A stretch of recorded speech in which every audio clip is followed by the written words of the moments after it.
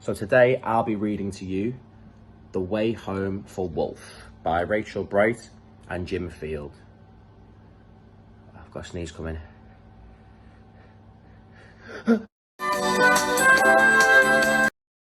Right, let's dive in.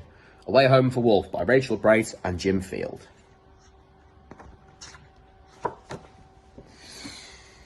As a rainbow of light flickered soft in the night, dusting diamonds of ice in a desert of white, the wild whipping wind it whistled its tune to a howling of wolves and a shimmering moon. And the loudest "Arrrrrrr" in this echoing song was a wolfling called Wilf at the heart of the throng. He loved to be fierce and longed to be grown. He liked to try everything, all on his own. "Look at me, I'm big, I'm tough," he would growl, whilst he showed off his strength and practiced his prowl. Look at that. That puffin's got no idea. No idea what's coming. One night it was time for the wolves to move on. New folks had moved in and their shelter was gone. So they left right away to find the new cave. They would have to walk far and they'd have to be brave. "Let's go," shouted Wilf. "I'm ready to lead." "You're too small," laughed the wolves. "It's an elder we need." "One day," they advised, "you'll guide from the front." "I suppose," muttered Wilf with a huff and a grunt. They struggled through snow as high as their flanks and leapt over rocks as they scaled icy banks. Wilf gave his all to keep pace and keep up, but strong-willed as he was still just a pup. He kept dropping back with each clamber and climb as the pack journeyed further away all the time. Exhausted and breathless, he strayed from the track when a blizzard blew in. He lost his way back. Uh-oh.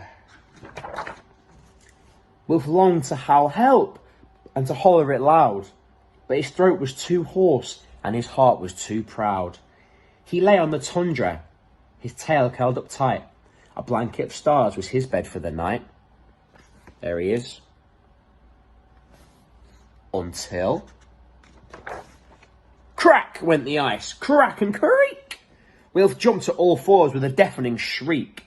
He stuck out the claws on every limb. He had to hold on, because wolflings can't swim. Then he fell, rolling and spinning. It felt like the end, but it was just the beginning. Since somebody below had heeded his scream, and she swooped from beneath like a watery dream. "I'll help you," she called, "just reach from my horn, a majestic and magical sea unicorn." Wilf's pride washed away, and he stretched out a paw as she lifted him gently back onto the shore. "Don't worry," she sung before dipping her brow. "My friend Mr. Walrus will help you out now."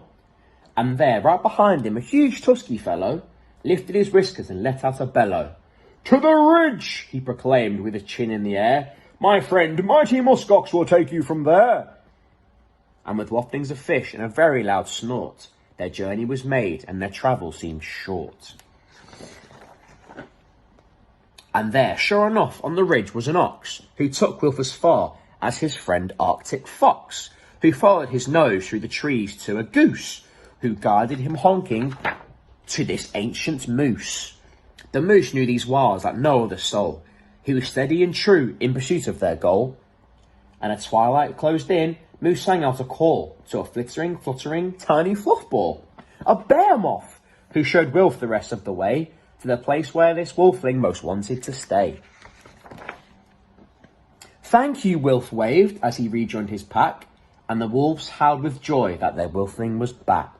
They huddled him and cuddled him close, and fussed over which wolf had missed him the most. Wilf, he knew then, that when all come together, the darkest of times are easy to weather.